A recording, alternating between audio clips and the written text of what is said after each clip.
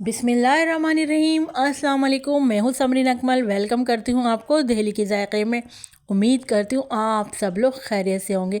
आज आपको पुलाव की एक ऐसी ज़बरदस्त रेसिपी शेयर कर रही हूँ ना कि मैं कहती हूँ जब आप लोग बना लेंगे ना तो यकीन करें खाकर मज़ा आ जाएगा। और अब रमज़ान भी आने वाले तो मैं कहती हूँ इफ्तार पार्टी के लिए तो ये एक आइडियल रेसिपी है। अच्छा, इस रेसिपी में हमने खड़े गरम मसालों का इस्तेमाल नहीं किया है, लेकिन आपको इसके दाने में एक एक जायका मिलेगा।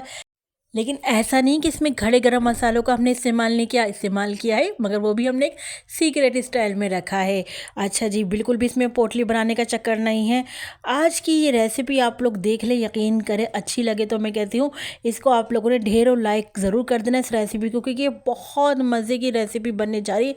क्योंकि आज हम बनाने जा रहे हैं मज़ेदार सा हैदराबादी बीफ पुलाव, जिसको मैं कहती हूँ आप लोगों को ये इतनी पसंद आएगी कि आप लोग मैं कहती हूँ हर बार इसी तरीके से बनाना पसंद करेंगे। क्योंकि ये देगी नहीं है बल्कि देगी पुलाव से 100 गुना बेहतर आपको ये मज़ेदार पुलाव रखने लगने वाला है। आज का रेसिपी अच्छी लगी तो प्लीज़ वीडियो को लाइक ज़रूर कर दीजिएगा। साथ के साथ जिन लोगों ने अभी तक दहली के जायके को सब्सक्राइब नहीं किया तो काइंडली सबसे पहले आप लोगों ने दहली के जायके को सब्सक्राइब कर लेना है, बेल के बटन को ज़रूर प्रेस करना है, क्योंकि इससे मेरी हर नई आने वाली इसी तरह की टेस्टी यमी रेसिपी आपको फौरी देखने को मिलेगी।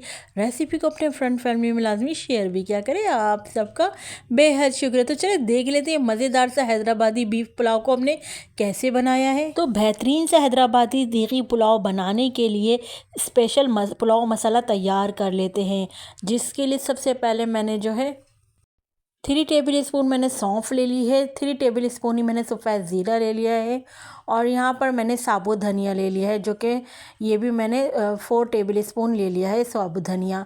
इसके अलावा मैंने लौंग ले ली है, जो कि तकरीबन ये 1 टीस्पून लौंग है, जो कि तकरीबन अगर मैं इसको काउंट करके आपको बताऊँ तकरीबन ये 15 अदद होंगी। और बड़ी इलायची ले ली है तकरीबन 4 अदद, और इस तरह से हमने ये तेज़ पत्ते ले लिए हैं, जो कि तकरीबन छोटे बड़े मिला के 4 से 5 अदद है। बेहतरीन सी खुशबू लाने के लिए हमने दालचीनी की स्टिक ले ली है, जो कि तकरीबन 3 से 4 अदद हैं ये, और 3 से 4 अदद हमने बादियान के फूल ले लिए हैं, और 1 टेबल स्पून भरकर हमने साबुत काली मिर्चें ले ली हैं, तो ये तकरीबन 25 से 30 अदद साबुत काली मिर्चें होंगी। यहाँ पर हमने हरी इलायची ले ली है तकरीबन कोई 12 अदद। साथ में हमने खुशबू के लिए यहाँ पर जो है जायफल जवतरी ले ली है, और इसके अलावा ये बेहतरीन सा ज़बरदस्त खुशबू मसाला हमारा बनकर रेडी हो गया है। लेकिन अभी कंप्लीट नहीं है, क्योंकि इसको हमने पीस लेना है, क्योंकि हैदराबादी पुलाव में जो है साबुत गरम मसालों का इस्तेमाल नहीं होता, उनको इस तरह से दरदरा सा पीस कर शामिल किया जाता है। आप देख रहे हो इस तरह से आपने इन तमाम गरम मसालों की जो प्लेट हमने बनाई थी ना, इसको हमने दरदरा सा पीस लिया है। अब इस पुलाव को मज़ीद खुशबूदार बनाने के लिए यहाँ पर मैंने जो स्पून आपको नज़र आ रहा है ना, ये मैंने 3 टेबल स्पून जो है केवड़े के शामिल कर दिए हैं, और इसके अलावा यहाँ पर मैंने शामिल कर दिया है आलू बुखारे, तकरीबन कोई 10 से 12 अदद होंगे आलू बुखारे। अच्छा, अगर आप चाहें यहाँ आलू बुखारे की जगह आप लोग इमली भी शामिल कर सकते हैं। मुझे जो कि पर्सनली आलू बुखारे पसंद है, इसलिए मैंने आलू बुखारे शामिल किए, आप इमली भी ऐड कर सकते हैं। अब बारी आ जाती है बीफ पुलाव के लिए गोश्त के लिए, कि ये मैंने कौन सा गोश्त लिया है। ये मैंने बीफ का गोश्त लिया है, जिसको मैं दिखा रही थी, कुछ बोनलेस बोटे हैं, कुछ हड्डी वाले भी, यानी बोन भी हैं इसमें, और ये मैंने लिया है रिवाज का गोश्त भी लिया है, साथ में यानी चिकनाया का गोश्त। तो आप जब भी पुलाव बनाएं तो इसमें आपने चिकनाई का इस्तेमाल ज़रूर करना है, इससे आपका पुलाव बड़ा ज़बरदस्त बनता है। तो जो इस पकवान सेंटर वाले होते हैं ना, वो भी इसमें जो चिकना गोश्त का इस्तेमाल करते हैं, जो रिवाज होता है। इससे आप पुलाव बनाकर देखिएगा, बड़ा टेस्टी बनता है। तो सबसे पहले हम यहाँ पर जो है हैदराबादी पुलाव बनाने के लिए इसकी यखनी तैयार कर लेते हैं। तो गोश्त में बताऊँ तकरीबन ये 2 किलो हमारे पास गोश्त है, बीफ का गोश्त है, जिसमें हमने 1 टेबल स्पून भरकर नमक शामिल कर दिया है, 2 टेबल स्पून मैंने लहसुन अदरक का पेस्ट शामिल कर दिया है। अच्छा, जो ये हमने पुलाव मसाला बनाया था ना, ये सारा का सारा पुलाव मसाला हम इसमें शामिल कर देंगे। अच्छा, ये आपकी मर्ज़ी, आप चाहें तो पुलाव मसाला इस वक्त शामिल करें, चाहें तो आप जब मसाला के गोश्त में भुनाई करें तो जब भी आप शामिल कर सकते हैं। अच्छा जी, यखनी बनाने के लिए ज़रूरी है यहाँ पर पानी की क्वांटिटी आपने कितनी लेनी है, जिससे आपकी यखनी बिल्कुल आपके चावल के रेशो के हिसाब से बने। तो देखिए यहाँ पर मैं 3 लीटर पानी का इस्तेमाल करूँगी, यानी 2 किलो चावल में 2 किलो पुलाव में हमने 2.5 लीटर यखनी का इस्तेमाल करना है। तो मैं पानी शामिल करूँ यहाँ पर 3 लीटर। क्या होगा कि आधा लीटर जो है हमारा यखनी बनने में ही जो है ड्राई हो जाएगा पानी, तो बस पीछे हमारे पास 2.5 लीटर यखनी बचेगी। चलें जी, अच्छा जी, वहाँ तो हमारी यखनी बन रही है, इतने हम यहाँ पर जो है اس کا مسالہ تیار کر لیتے ہیں۔ تو اس کے لیے میں نے کیا کیا، آئل لے لیا۔ آئل آپ لوگ اپنے حسب ضرورت لے لیجیے گا، چونکہ میں یہاں پر 2 کلو جو ہے پلاؤ بنانے کی ریسیپی دینے جا رہی ہوں، تو میں نے اپنے حساب سے آئل لیا ہے۔ یہاں پر میں نے لہسن ادرک کا پیسٹ جو ہے فریش شامل کیا، تقریباً 3 to 4 ٹیبل اسپون۔ اچھا جی، یہاں پر میں شامل کر رہی ہوں کڑی پتہ۔ اس سے پلاؤ میں آپ کے بڑا زبردست سا فلیور آتا ہے، تو یہ آپ کے پاس اگر ہو کڑی پتہ تو لازمی شامل کریے گا۔ اچھا جی، کڑی پتہ شامل کر لیں گے ہم اس میں ڈھیر سارا، اور یہاں پر ہم اپنے لہسن ادرک کے پیسٹ کو، کڑی پتے کو اچھے سے مکس کر لیتے ہیں۔ اچھا، یہاں پر آپ نے جو ہے لہسن ادرک کے پیسٹ کو زیادہ نہیں بھوننا، زیادہ کلر نہیں دینا۔ ہم چونکہ تھیک ہی یہاں پر جو ہے پلاؤ بنانے جا رہے ہیں، تو جس کے لیے میں نے ہری مرچوں کا پیسٹ شامل کرا ہے، تقریباً 4 to 5 ٹیبل اسپون۔ میں نے یہاں پر 2 کلو پرفیکٹ رہے گا، اس کے حساب سے میں نے یہاں پر ہری مرچوں کا پیسٹ شامل کر دیا ہے۔ مکس کر لیتے ہیں یہاں پر ہماری مرچوں کے پیسٹ کو۔ اچھا، آپ نے دیکھا اس پلاؤ میں ہم نے پیاز کا استعمال نہیں کیا ہے، مگر یقین کریں یہ بغیر پیاز کے اتنا ذائقے دار بن کر تیار ہوگا۔ یہ تو آپ جب ریسیپی کو ٹرائی کریں گے نا، تو میں کہتی ہوں جب ہی آپ کو انداز ہوگا کہ کتنا ٹیسٹی پلاؤ بنتا ہے۔ لہسن ادرک کا پیسٹ اور جو ہری مرچوں کا پیسٹ ہے، ہم نے یہاں پر ہلکے سے یہاں پر ان کو مکس کر لیا، یعنی ہلکا سا بھون لیا۔ یہاں پر ہم نے لہسن ادرک کے پیسٹ کو کوئی کلر نہیں دینا، بس یہاں پر ہم ہلکا سا ہی بھونیں گے۔ اچھا جی، اب یہاں پر میں نے 1 کلو ٹماٹر لیے ہیں، جن کو میں نے سلائس میں کاٹ کر شامل کر دیا ہے۔ ٹماٹروں کو بھی ہم یہاں پر مکس کر لیتے ہیں۔ ٹماٹروں کو بھی ہم ہلکا سا مکس کریں گے، بس اتنا کہ ٹماٹر جو ہمارے ہلکے سے گھل جائیں۔ اس اسٹیج پر اگر تو آپ لوگوں کو میری ریسیپی ذرا سی بھی اچھی لگ رہی تو پلیز ویڈیو کو ایک لائک ضرور کر دیجیے گا، اور ساتھ کے ساتھ جن لوگوں نے ابھی تک دہلی کے ذائقے سبسکرائب نہیں کیا تو کائنڈلی آپ لوگوں نے دہلی کے ذائقے کو ضرور سبسکرائب کر لینا ہے۔ بیل کے بٹن کو تو ضرور پریس کیجیے گا، اس سے میری ہر نئی آنے والی اسی طرح کی یمی ریسیپی آپ کو فوری دیکھنے کو ملے گی۔ ریسیپی کو اپنے فرینڈ فیملی میں لازمی شیئر بھی کیا کریں، آپ سب کا بے حد شکریہ۔ تو چلیں، یہاں پر ٹماٹر کو ہم نے ہلکے ہاتھ سے مکس کر لیا تاکہ ٹماٹر ہمارے سافٹ ہو جائیں۔ یہاں پر ٹماٹر کی ہم نے بس 2 سے 3 منٹ تک کی بھنائی کری۔ اب ہم نے یہاں پر دہی شامل کر دیں گے۔ دہی یہاں پر میں نے 1 پاؤ شامل کرا ہے، تو دہی کو میں نے پہلے اچھے سے پھینٹ لیا تھا، اب دہی کو اچھے سے پھینٹ کر شامل کر دیا ہے۔ اب دہی کو بھی ہم اچھے سے اپنے مسالے کی گریوی میں یہاں پر اچھے سے مکس کر لیتے ہیں۔ تو رمضان المبارک میں کہتی ہوں افطار پارٹی کے لیے پکوان سینٹر سے دیگیں منگوائی جاتی ہیں، تو میں آپ کو گارنٹی دیتی ہوں کہ میری اس ریسیپی کو آپ لوگ فالو کرتے ہوئے اگر بیف پلاؤ بنا لیتے ہیں نا، تو یقین کریں پکوان سینٹر کے آپ لوگ دیگی پلاؤ کو منگوانا بھول جائیں گے۔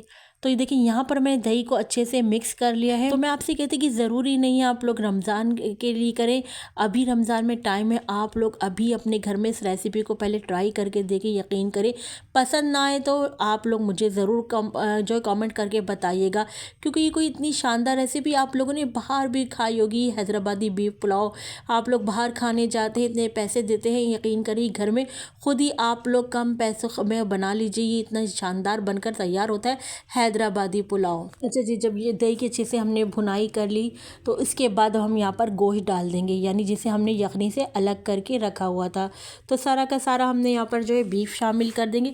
اچھا، اس ریسیپی کو سیم آپ فالو کرتے ہوئے مٹن سے بھی بنا سکتے ہیں۔ اب ہم نے بیف کو ہلکے ہاتھ سے یہاں پر اپنے مسالے گریوی مکس کرنا ہے، کیونکہ یہاں پر ہمارا گوشت جو ہے گلا ہوا ہے، اس لیے ہم نے ہلکے ہاتھ سے یہاں پر بھنائی کر لینی ہے۔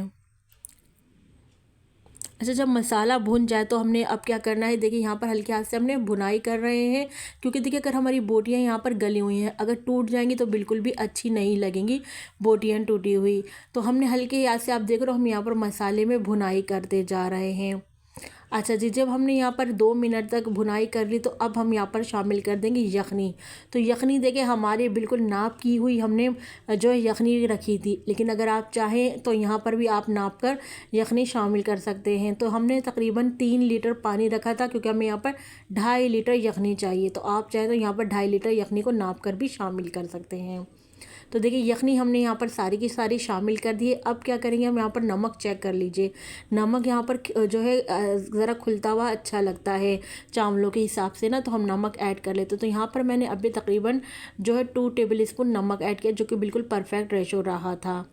यानी पहले हम शामिल कर चुके हैं। अभी हमने चावलों के लिहाज से 2 टेबल स्पून नमक शामिल किया है। कवर लगा के रख देते हैं ताकि हमारी यखनी में यहाँ पर अच्छा सा उबाल आ जाए। जब यहाँ पर हमारी यखनी में अच्छा सा उबाल आ जाएगा फिर हम यहाँ पर चावल ऐड करेंगे। तो चावल मैं बता दूँ, यहाँ पर देखिए, आप देख रहे हो हमारी यखनी में उबाल आ गया है। तो अब हम यहाँ पर चावल ऐड कर देंगे। चावल के बारे में मैं आपको बताऊँ, यहाँ पर मैंने सेला चावल लिए हैं जिसको मैंने 2 घंटे भिगो कर रख दिया था। तो यहाँ पर हम अपने भीगे हुए चावल जो है अपनी यखनी में शामिल कर रहे हैं। ये 2 किलो सेला राइस है जिसको 2 घंटे पहले हमने सोक करने के लिए रख दिया था। अच्छा, ये चावल शामिल करने के बाद चावलों को भी हल्के हाथ से हमने यहाँ पर मिक्स कर लेना है। अच्छा, चावलों को यहाँ पर हमने मिक्स कर लेंगे। इसके बाद अब आपने क्या करना है, फ्लेम हाई कर देना है, क्योंकि चावल डालने के बाद हमेशा फ्लेम हाई करके जो है यखनी को जो है पकाया जाता है, ड्राई किया जाता है। कभी भी आपने स्लो फ्लेम नहीं करना है।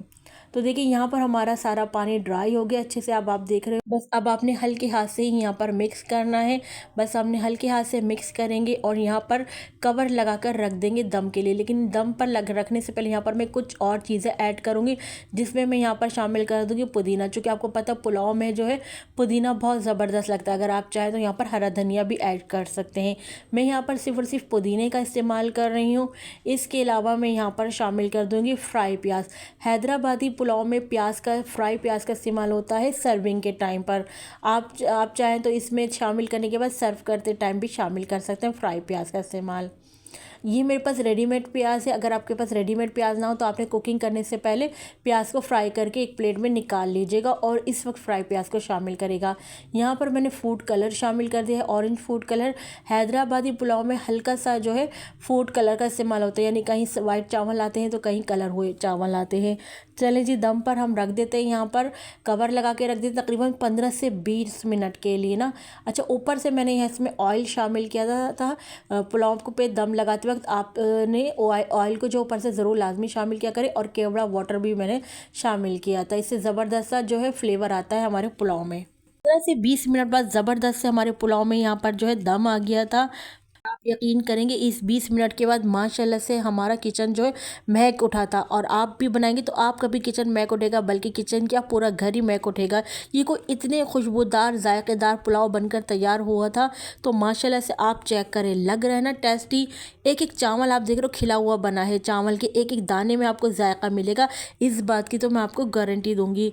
रेसिपी बनाए तो अपना फीडबैक मुझे लाजमी दिया करें, मुझे आपके प्यार से कमेंट का इंतज़ार रहता है। और यहाँ पर मैं आपको बताऊँ, जैसे चावल आपको एकदम खिला खिला हुआ नज़र आ रहा है ना, एकदम शाइनी शाइनी, इसी तरह हमारा जो ये बीफ है ये ऐसा ज़बरदस्त गला हुआ था कि मैं कहती हूँ आपके मुंह में घुलता ही चला जाएगा जब आप इसको खाएंगे। तो यकीन करिए ये बहुत परफेक्ट, बहुत आइडियल रेसिपी मैंने आपके साथ शेयर करी है। अक्सर लोग घबराते हैं, गरम मसाले को निकालते रहते हैं, लेकिन इसमें आपको एक गरम मसाला क्या, एक कुछ भी चीज़ हटाने को नहीं मिलेगी। सारी चीज़ें इसमें ऐसी हैं कि आप आराम से आँख बंद करके खा सकते हैं। ये इतना ज़बरदस्त हमारा हैदराबादी बीफ पुलाव बनकर तैयार हुआ था। आई होप मेरी आज की रेसिपी आप लोगों को पसंद आई होगी। रेसिपी अच्छी लगे तो प्लीज़ मुझे ज़रूर जो है कमेंट करके बताना है।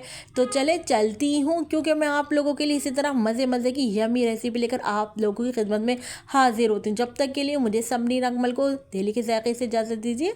अल्लाह हाफिज़।